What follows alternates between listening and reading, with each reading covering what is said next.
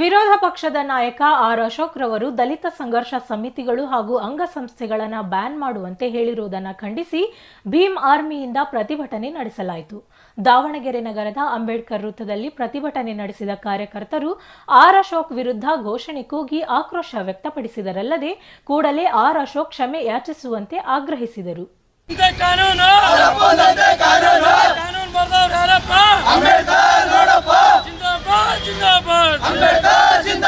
ನಾವು ಮಾನ್ಯ ಆರ್ ಅಶೋಕ್ ರವರು ಹಿರಿಯ ಮುಖಂಡರು, ಬಿಜೆಪಿಯಲ್ಲಿ ಭಾಳ ಹಿರಿಯ ಮುಖಂಡರು, ವಿರೋಧ ಪಕ್ಷದ ನಾಯಕರು ಕೂಡ ಹೌದು.